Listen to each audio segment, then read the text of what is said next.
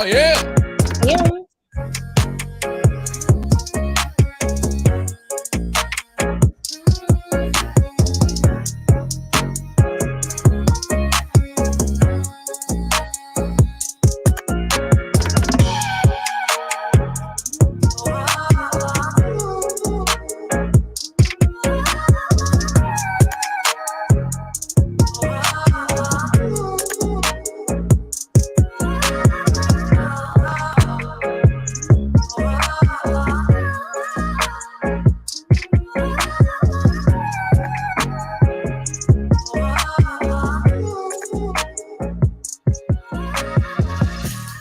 Good evening, ladies and gentlemen, and welcome to another edition of Nightcap Knowledge.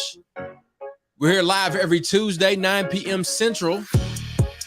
Nightcap Knowledge is hosted by DJ George, Chuck, Mr. Mac, and Tanya Boyd Cannon. Can I get a ew, ew? Ew, ew. One time for your mind. This is a very special episode. We are celebrating the life, and we will be remembering our mentor, our frat brother, our professor, Dr. James C. Coleman. So if you are here and you're here for that, you are in the right spot. And you know it is Mental Health Tuesday, so we will have our resident psychologist, Dr. Fred Smith, in the building. But we definitely got to give a shout out to our consistent supporters like Aspire Pure, a refreshing taste, keeping it simple. The official water of Nightcap Knowledge. It's available at Amazon.com. One of our new favorite places to eat is Chapter 4 by Chef Doug Chates in New Orleans, Louisiana. So when you head to the Big Easy, be sure to stop by Chapter 4 by Chef Doug Chase. We're still working on a Better Me in 23. It's the Better Me in 23 Challenge, presented by the Epps Institute and Fam Bam Fitness. We're getting ready for that Mississippi Greek weekend, and the winner of the Better Me in 23 Challenge will be announced at MSGW 2023. And last but certainly not least, our certified speaker, Mr. Jay Norris, Change Your Life, Change Your Line. You can get his book online at Amazon.com, or you can head straight to his website. That's Jay Norris, our Mr. Health and Wealth, Jamari Norris. Ladies and gentlemen, it's time for Nightcap Knowledge. We will be paying homage to Coach Coleman, talking about grief and peace. Let's get the show started.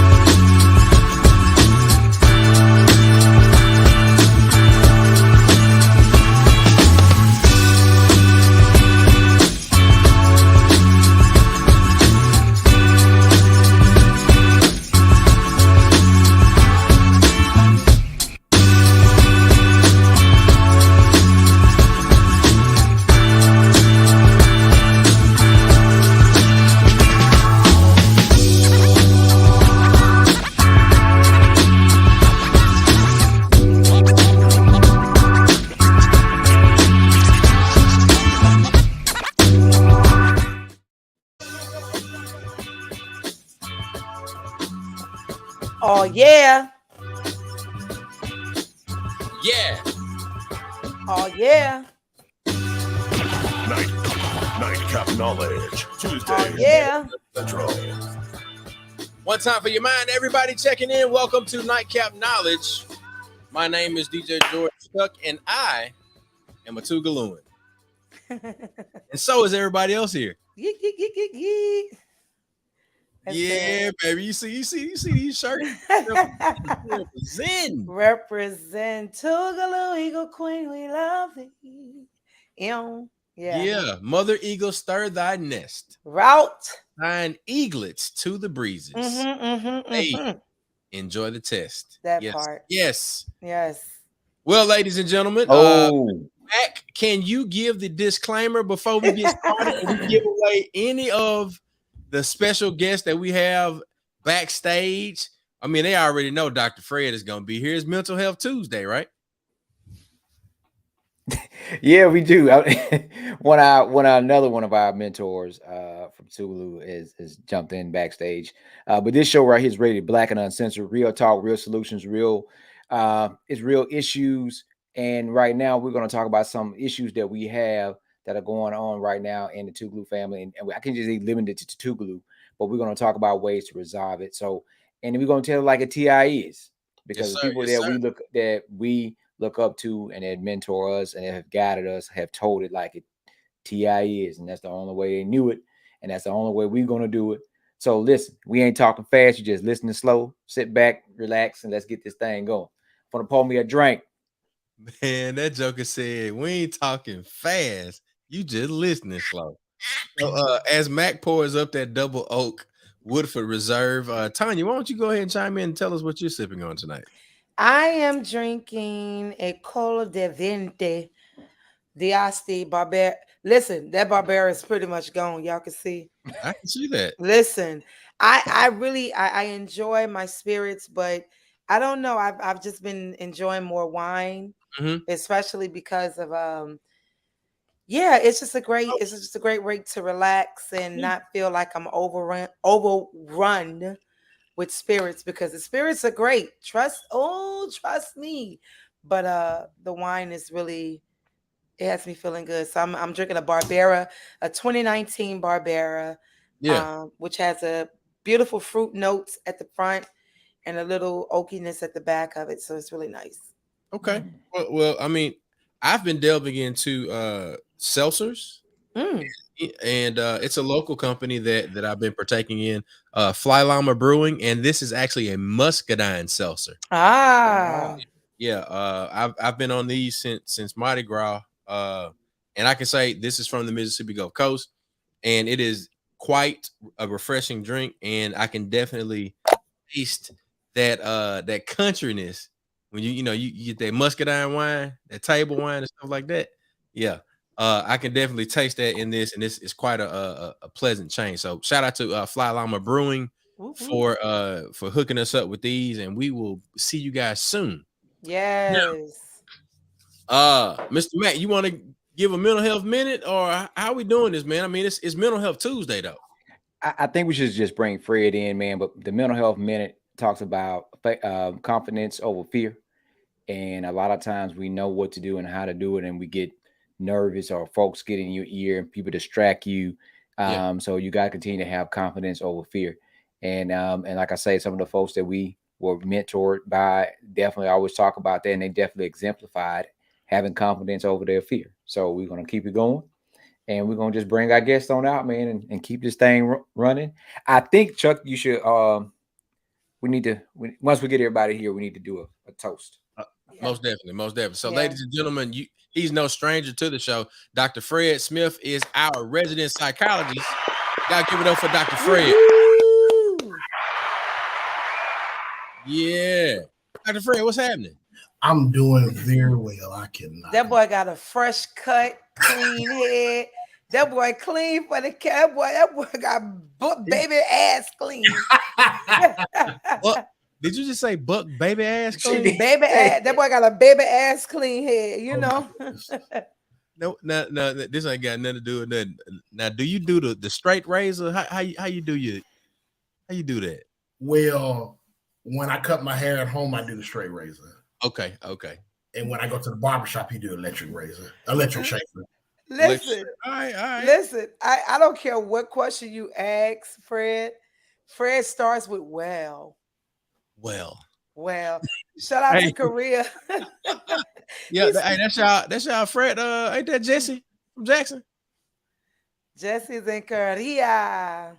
Is that y'all? Oh, no, that's a different Jesse. Shout out to Jesse Horton checking in from yeah. Korea, and we got some folks from the Mississippi Gulf Coast checking in. So what's up, everybody? Yeah. So look, can we? Y'all want to get Coach in now? Yeah, let's. Yeah, bring him. Man. Tonight is a flow night, so I feel like we just flow. Yeah. All right. Matter of fact, I'm gonna call him Uncle Earl because that's what I call him. Shout out to Uncle Earl coming in the building, man. Woo! There he is. That boy got that silver fox going on. Uncle Earl got that side. Hey, Mr. Sanders. You know how we do. You know how we do. This feels so good. This energy is really nice. It feels good. And yeah. Tonight's gonna be beautiful. Wait, who's talking in the background? Now that's Uncle Earl. I think he at the cigar shop. That's why I am. Yeah. All right, we're gonna get Dr. Fred to give us some opening comments about grief and peace, and then we'll go around the horn with some of our favorite Coach Coleman memories. So, Dr. Fred, we're gonna highlight you, brother, and then if you can, I know you've got some comments laid out for us in terms of our typical mental health Tuesday, because this is not something new to Nightcap Knowledge. This is something that we're true to. So, Dr. Fred, give us some insight as to what grief is, how we can deal with it, and how we can arrive at some sort of point of peace when we deal with the loss of loved ones.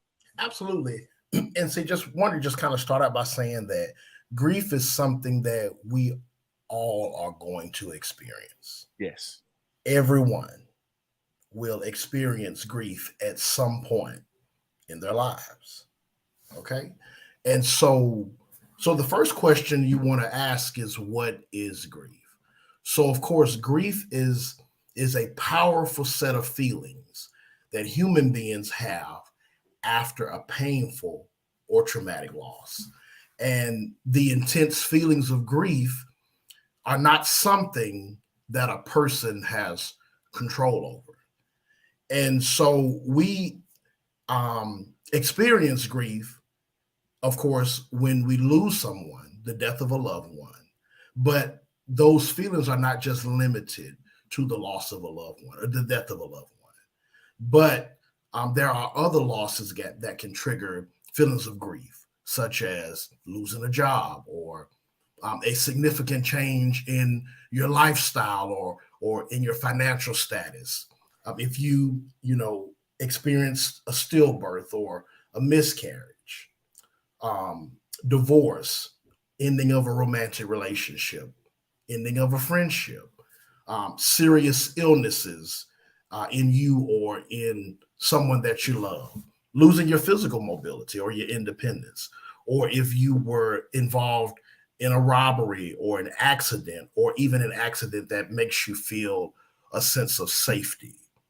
And so you can experience grief in any of those situations. It's just not limited to the death of someone that you care about. Okay. Right. And see, there are, there are more than two types, but the two types of grief that I kind of want to touch on are normal or uncomplicated grief. And then you have also complicated grief. Mm-hmm. And so grief is a necessary part of going through a painful or traumatic loss. And, while grief is different for everyone, most people have common experiences and emotions in the days, the weeks, or even months following that major loss. And so symptoms of uncomplicated or normal grief can include crying, sobbing, sleep problems, such as difficulty falling asleep or getting too much sleep or too little sleep, persistent lack of energy, feeling lethargic, feeling apathetic about life in general, changes in appetite, where you may be eating too much or or not eating enough, withdrawing from your usual social interactions and relationships, difficulty concentrating. Some people even question their own spiritual or religious beliefs, career choices, life goals, feelings of anger, guilt, loneliness, emptiness, happiness. Those are all symptoms that can come along with normal or uncomplicated grief. Right? Where does denial fall in that space? Because I know sometimes when those things do happen, some people go into a space of denial where they feel like they're not in denial. So how do you classify that as a space of grief as well? Well, see, denial, we classify denial as one of the stages of grief. Okay. Because there are 5 stages, typically 5 stages of grief. And of course, the 5 stages of grief theory was developed by psychiatrist Elizabeth Kubler-Ross. And it suggested that there are 5 distinct stages that we go through after we lose a loved one. And the stages are denial, anger, bargaining, depression, and then acceptance. Okay. And so, and you may not go through all of the stages in order. Okay. And so with denial is the stage where it helps us to minimize the overwhelming pain of the loss. Okay. And during this stage of grieving, it's like our reality has shifted completely. Okay. And it takes our minds time to adjust to our new reality, which is that we've lost someone. Okay. And because the loss is so painful, we have a tendency to go into this stage of denial as a way to deal with the loss. Does that make sense? It does. So I have a follow-up question, because I know we have some listeners, and I know for myself, have you found within those stages and then within the process of grief, what would you say, and I mean, just from your experience, the time span of overcoming it versus male versus female? Because I know men grieve differently than women. So what has been your way of seeing the I guess the time span within those griefs? Because I know after losing my first child, I know it took me some time. And even though my daughter was conceived when that child was due, it's still a process I went through, right? So how do you find, I guess the question I would say, what is the difference? And then how do we find ways to communicate with those different understandings of grief between men and women? Okay. Well, one thing is that there is really no specific time period for us to go through a grief process. Yeah. Where one person may experience those stages quickly, such as in a matter of weeks. Another person may take months or even years to move through the stages of grieving. Okay. And whichever time it might take you to go through it, whatever it is completely normal. Okay. It's completely normal. And even with going through, especially considering the importance of the loss, you may not ever completely get over it. And that's perfectly okay. Yeah. Okay. But with time, you can get back to your normal day-to-day routine. Yeah. Okay. And you can put some things in place to help cope with the loss. Yeah. Yeah. Can I ask you a question? Come on, Uncle Earl. Yeah, so Fred, and I've seen death. I just had a recent death. One thing that, and again, I'm not a therapist or anything, but when we deal with death, I think some people, when it comes to grieving, it's almost a guilt feeling because you felt like you missed something. You didn't put the time in with this particular loved one or this person versus someone is this always been there for this person that they lost. Mhm. Do you think that plays a role in how people grieve in the time frame it takes for them to, I'm not going to say get over grief, but to be able to deal with the loss? Of course, because see, as I was saying earlier, people experience those feelings of anger, feelings of guilt, feelings of loneliness, feelings of emptiness, feelings of sadness. And see, like I explained to my clients, that guilt is an emotion that comes over us when we believe we've done wrong. Okay, that's where those feelings of guilt stem from. And so a lot of times when people have lost a loved one, they may feel guilty because they may feel I should have done more, or I should have done this, or I Yeah. failed to do this, and they feel like they've done wrong because they've lost this loved one and they may not have spent enough time with them or made a decision that could have possibly impacted this person's life. I just had a client just a few years ago who had lost his mom, and she had passed away about 10 years ago. And he was saying that he had felt so guilty because his mom was on life support, and he had to make the decision to take her off of life support. Mm. And he always felt guilty because he felt like if I had left her on life support a little longer, she might have survived.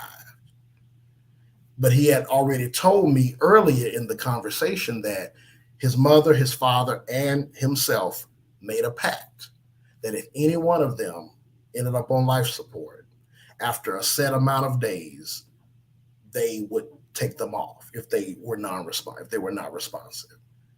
And so I told him, I said, well, sir, of course, after explaining the feelings of guilt, I said, do you think that you did wrong by honoring your mom's wishes? I said, you did what she asked you to do. You did what she asked you to do. And what was his response, Fred? And he said, Dr. Smith, I had never really thought of it like that. I said, do you feel like you've done wrong because you did what she asked you to do?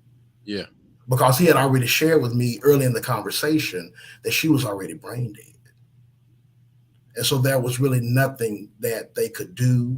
She had been unresponsive for days.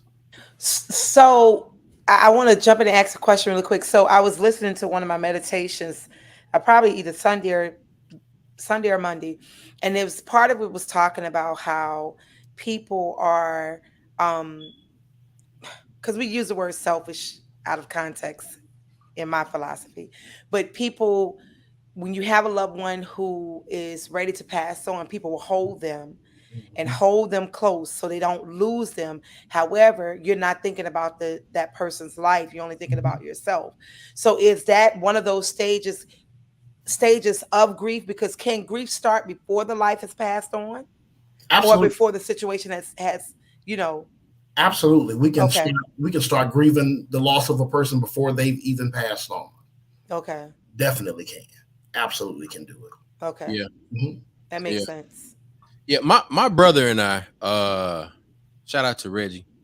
We've had, of course, we lost our mother in 1999, father 2015. And I've always said that, the grieving process is a process. Mm-hmm. There is no finite period. You find and you grow into ways where you can go through your, like you said, Fred, your day to day. You get to the point where you're able to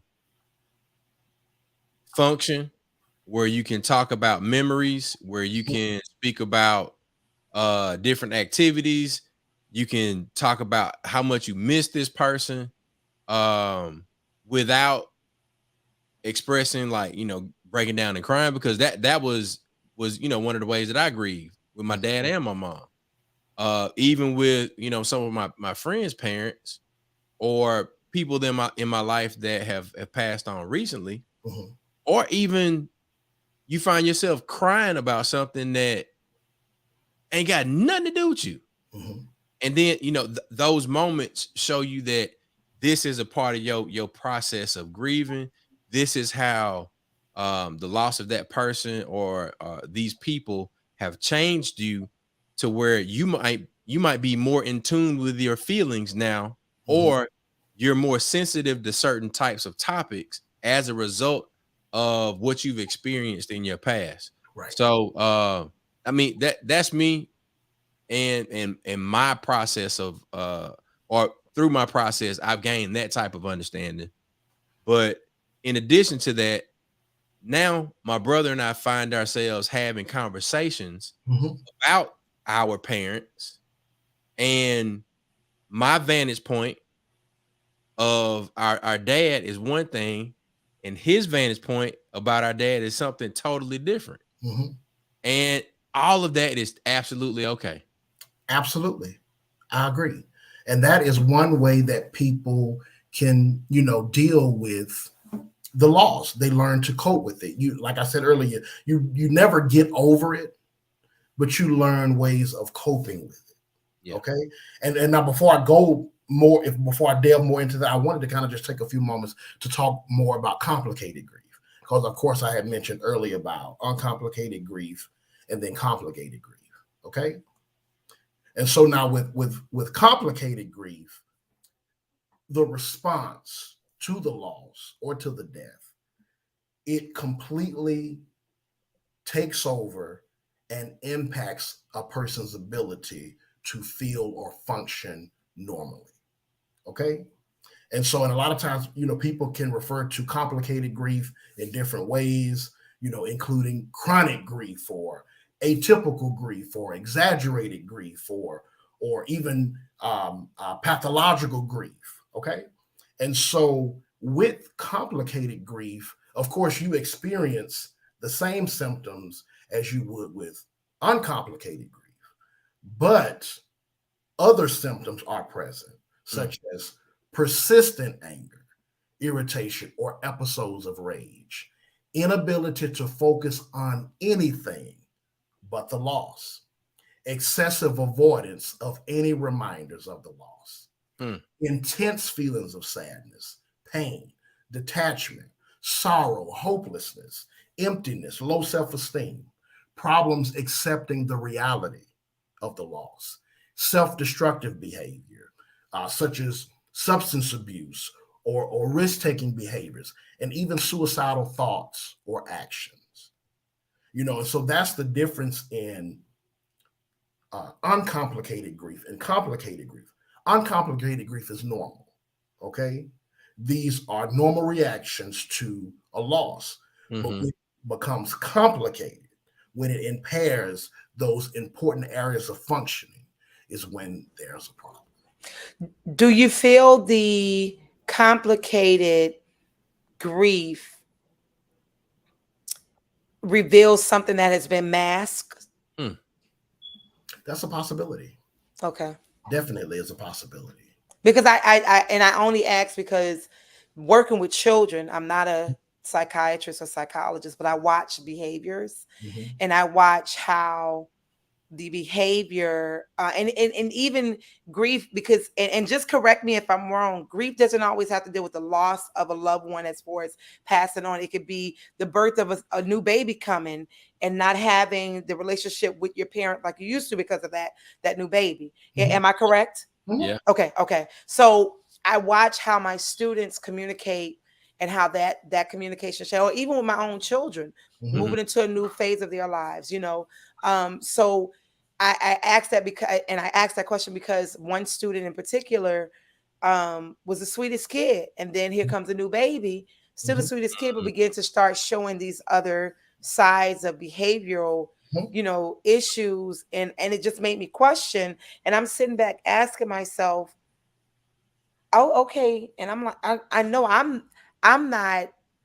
And I said, well, if I'm seeing this, I wonder who else is seeing this. And so I brought it to the social worker to begin to notate the behaviors weekly to see what was going on.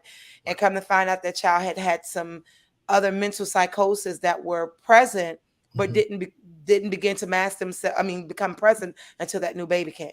Absolutely, absolutely. And just to kind of give you another example of, grief, that we can experience grief even if it's not a death.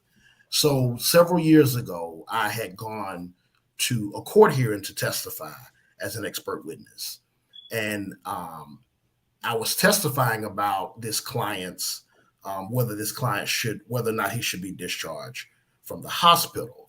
And so at the end of the court hearing, his mom came to me and she told me, she said, "Dr. Smith, I just want you to know that I really appreciate how you and, the employees at the hospital are taking care of my son.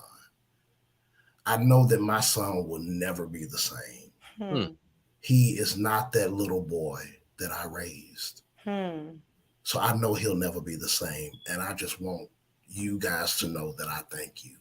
And the lady burst into tears. And so her son was still living, but she was grieving the loss of who he used to be prior to the onset of the mental illness. Yeah. So I think that's a good point for us to jump into the comments with this one question, because it sounds like the lady that you're referencing, she had come to an understanding. She arrived at a place where she was able to release, one, speak with you, two, cry, whenever she needed to. But what about folks that Stephanie Green is speaking of? How do you suggest handling people who take their grief out on others, like being mean to, the folks around you? Well, one thing is that, of course, people experience grief and bereavement in different ways. And when we are going through the stages of grieving, we need to recognize, because of course we always talk about awareness, but we need to recognize that we're having a grief response. And a lot of times we don't even recognize. And when we're having grief responses, those feelings come up, guilt, anger, shame, sadness. And then we end up lashing out. Because remember, I was even talking earlier about complicated grief, where people can lash out and have these fits of rage at people that haven't even done anything, because they're not recognizing that they are experiencing this overwhelming grief. It's amazing how things begin to unfold in different phases and walks of life through different, I would use them as elements of life. And the reason I say elements, because art is an element that it saved me several times. And I've watched it save several of my students. And I was talking to Lo yesterday, shout out to Aloysius Ballard and his podcast. He was talking about just knowing who you are, right? And nothing would change. It doesn't change who you are because of your different phases of life, right? And so I find myself always capturing conversations with children. And I was telling someone, I said, children don't worry. They know they're going to be taken care of. They know they're going to eat somewhere. But then there are those kids who do worry. And when they worry, they lash out on everyone. And I'm glad Stephanie brought that up, because a particular, a couple of students that just come in angry every day. And the minute I start saying, "I go," they repeat, "I may, I go, I may," and I go, find the steady beat, find the steady beat, and that same kid who came in raising hell is now going around the classroom going, he's clapping or she's clapping, right? It redirected the energy. It redirected that energy, right? Yeah. And so art is a great element. What do you say is other ways that people can find relief from grief? Because I love, like Sabir said, grief is real. And we're sitting here on this podcast right now. Some of us we're going through grief right now, And so, and we're here to be able to give everyone a space to release, because I believe in releasing. What your way of releasing is your own. But Tanya loves to release, right? So what are ways that we can find relief, elements of relief in our daily lives? Well, one way is to experience the grief. Yeah. Don't try to run away from it. Running from it will not save you. Right. Absolutely. You can't hide from grief. Yeah. It will find you. I don't care how strong you think you are. It will find you. So being able to open yourself up to whatever those negative emotions are is key. Okay. Next thing, and I'm a firm believer in doing things to honor the memory Ashe. of the person. Ashe. Very helpful.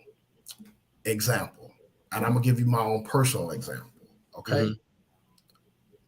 The lady that raised me, Mrs. Ollie Baggett, from age 3 years old. She took me in at age 3. She passed away 4 days before I graduated high school.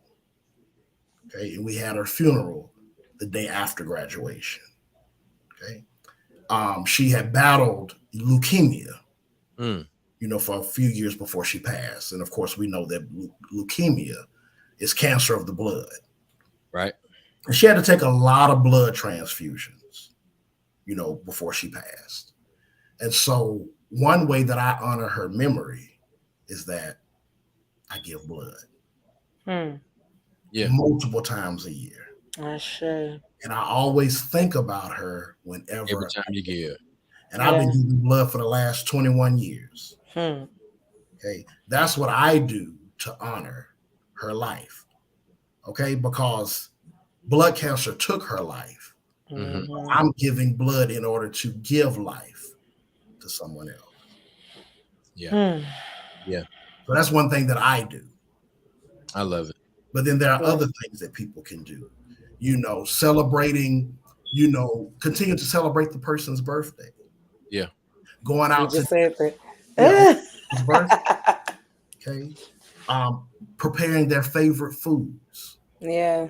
If you've lost a loved one and you know that they love black-eyed peas, cook a big pot of black-eyed peas. Whip it up. Right. Absolutely. Thinking about, because the key is not to focus on the death, but to remember the life. Yeah, Ashe.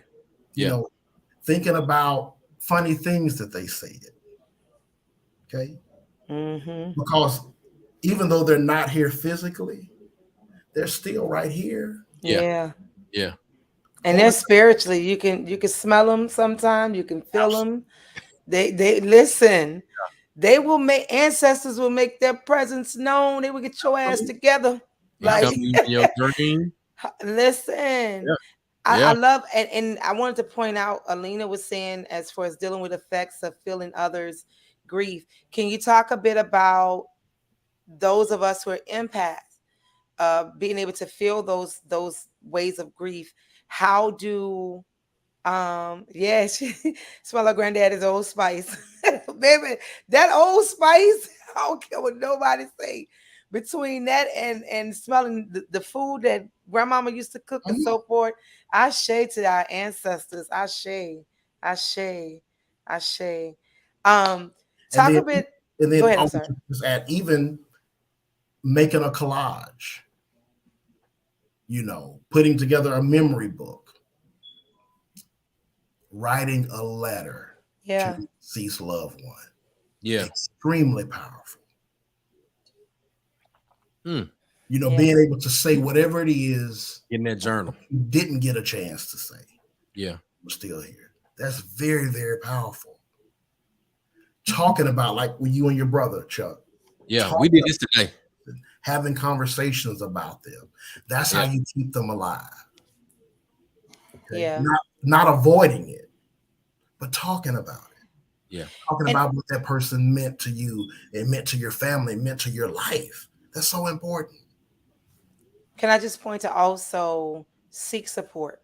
Absolutely. Seek mental support. Listen, it doesn't make you, as we To like to say, you crazy. It doesn't make you anything but healthy. Mhm. Listen, seek support. It's so much out there. All of us on here, we have, if not one or two therapists, we have our safe circle. We Absolutely. have our Really friends. partners. Yeah, listen. Support groups. You be texting at 5 and 6 a.m. Like, where you at? I ain't heard from Right. you. Like, what's going on? So surround yourself with people who are truthful to you, and they're going to give you that support that you need. You may not want to hear it, but it's what you need to hear. Right. And then also engaging in some type of act that you know would have brought meaning to that person's to that person's life if they were still here. Yeah. If you know grandma loved to do volunteer work, then go do volunteer work on behalf of grandma. Amen. Ashe. Yeah. Right?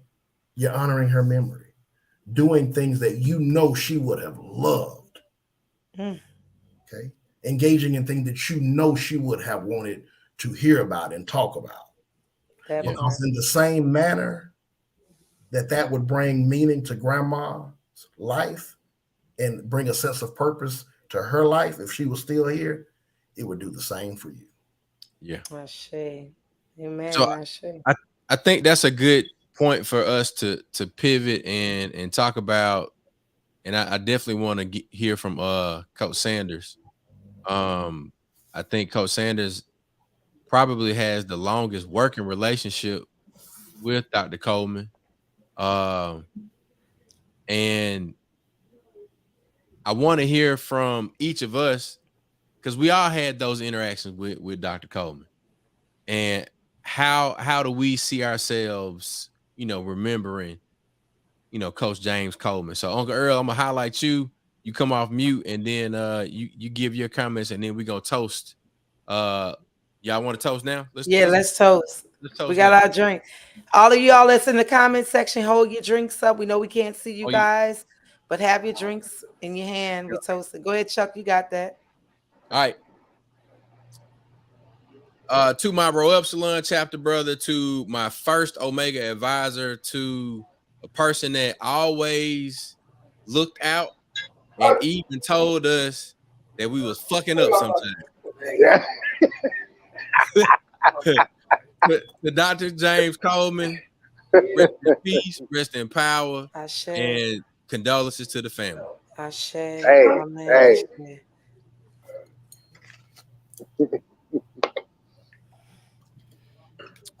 So, what you got, man? Hey, look. One thing I can say about Dr. James, I'm gonna tell him what his classmate called him, James Charles Coleman. You know, James Charles. I just know that this man was dedicated to Tougaloo College. Most definitely. And I met James Coleman when I started Tougaloo in 1999. And, big heart, big heart. He just wanted what was best for Tougaloo. And all I can say is that he gave me some nuggets, and I'm gonna be 100 because we on a podcast. None of us are perfect.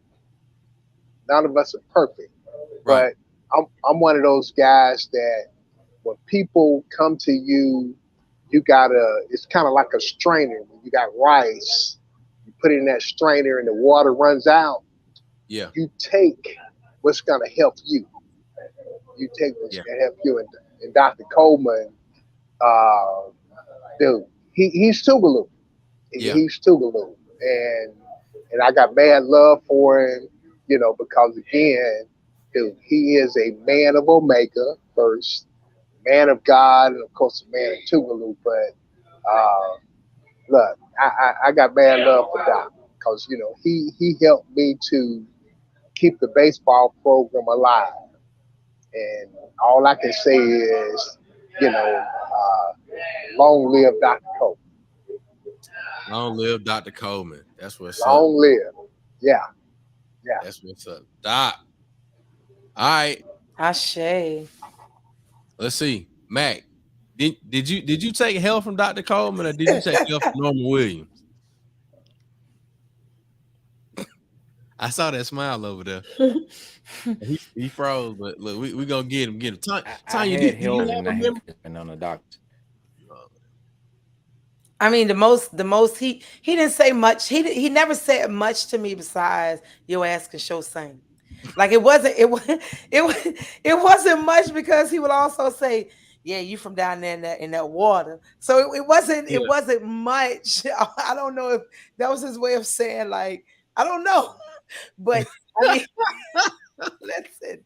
listen. I tell people I'm Mississippi all day, born and raised New Orleans, but it was always pleasant. It was always it was always words of comfort, but also, I mean, he had his wit with him, and so that wit was your ass show can sing. Yeah, and he was like, you don't sing, you sing. So I appreciate those compliments of Dr. Coleman. Those were Dr. Coleman's isms. Yeah. Of complimenting his isms of complimenting. So how people say I don't curse, they be like, I'm saved. He didn't care. You gonna get it. So yeah, I'm honored and humble. So yeah. Yeah, man. Yeah. Fred, what's one of your memories of Dr. Coleman? Well, I've had quite a few mentors at Tougaloo College, and I would say that Dr. James Coleman is one of them. Okay. And in our encounters with each other, because we've had a few, trust me, we've had a few. Oh yeah. He would always very much so tell me, Smith, you need to persevere.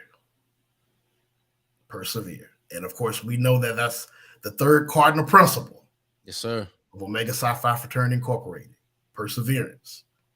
And I can say that if there was no Dr. James Coleman, there would not be a Dr. Frederick Smith.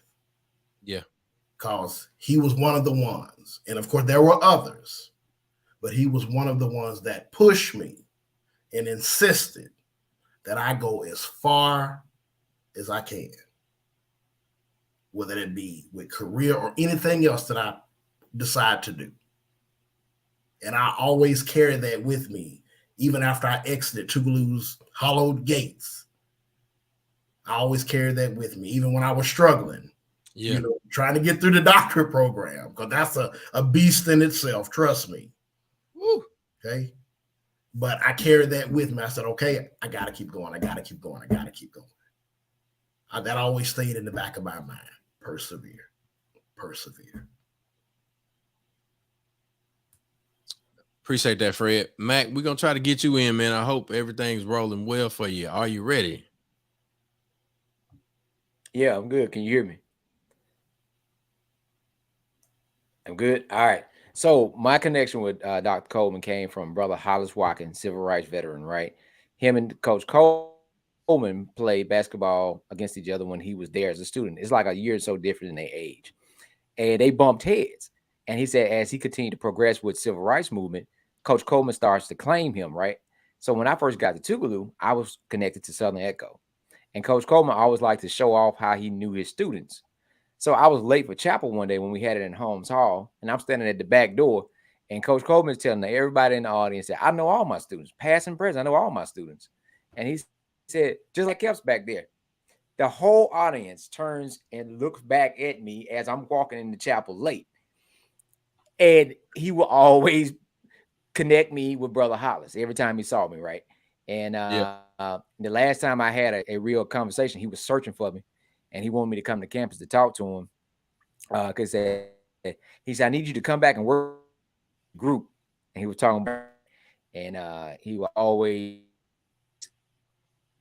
connect me with it. Inviting him to Brother Holland's birthday celebration was the year before last, and that's the last time we talked. But I do have an interview of Coach Coleman I'm gonna share with you, Chuck, that I did when I was working on my master's in social work. So I do have a real up close and personal interview with Coach Coleman. I'm gonna share with you guys. Well, look, I would love to get that up on the Nightcap YouTube page, man. That would be great. So, man, I can say I became more acquainted with Dr. Coleman as a result of me joining Omega. So coming through Rho Epsilon, especially being on that resurrection line for Rho Epsilon, Dr. Coleman he walked the campus in them purple and gold suits. And I was like, man, this old ass nigga got 1,000 purple and gold suits. What in the world? Why is he walking around in these purple gold suits? But then he, once I was going through the process and we became more, better acquainted, he would say, Chuck, come out my office when you get out of class. So now I got to go because AC was his AC had like a work study assignment with Dr. Coleman where administrative assistant, man. Hey, AC was sitting in front office and I go by and AC would all right, if you're walking by, this is what you would see of AC. And you would never AC. I said, hey, dog, what's up? And AC might have on like a bucket hat like this. And it was purple. But I would go by and I would sit in Dr. Coleman's office and I would talk to him for, as long as I could. And then I would make my way around the corner to Chaplain Johnson's office. And then at some point I would go by Coach Shaw's office. And then sometime in the middle of the day after I got done with all of that, I went to class. Then I go sit in Uncle Earl's office.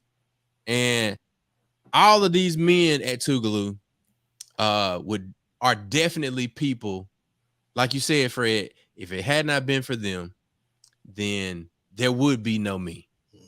So those moments in Dr. Coleman's office, he's got this long, deep office and all these books and degrees and pictures. And then he have all these random stories because he was like, yeah, I played for the Harlem Globetrotters.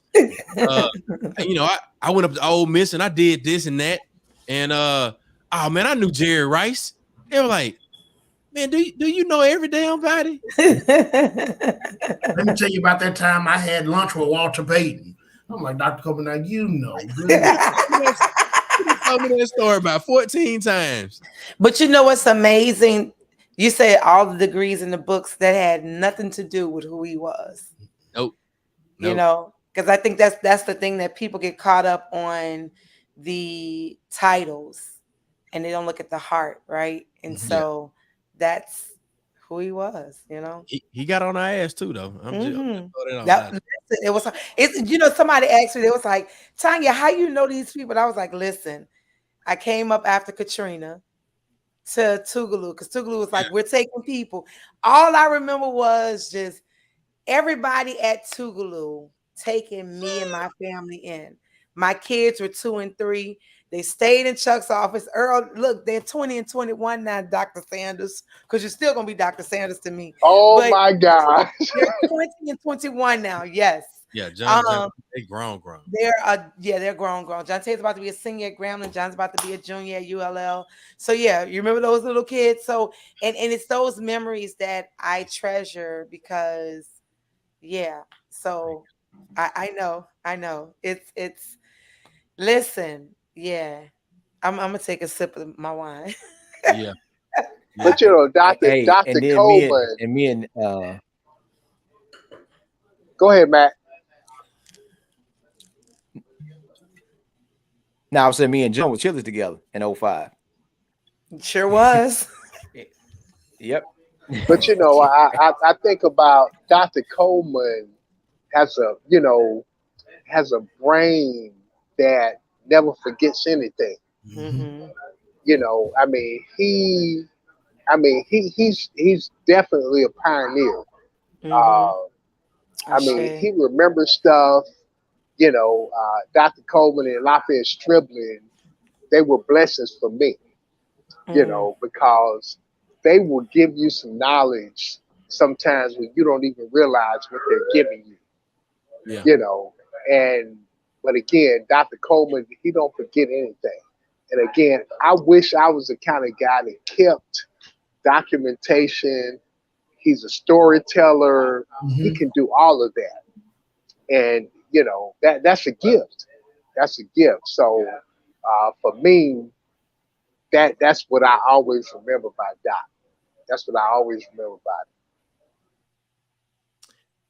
him. Athletic director, professor, Title III director, Lanier High School graduate, Tougaloo graduate, Tennessee State. Boy, the stories that he told me about Tennessee State. Yeah, we used to go up there with the Rosai Bros. And man, we have 100 bros on campus, and everybody Omega sharp. I say, for real, Dr. Coleman. And then he tell me about Bo Brown and all of the times that him and Bo Brown used to go back and forth, this, that, and the third. I ain't gonna go into all of that, but definitely want to commemorate, to give honor to Dr. James C. Coleman. 33 years as athletic director at Tougaloo College, the chair of the HPER department, the division head, division dean for I don't know how many years,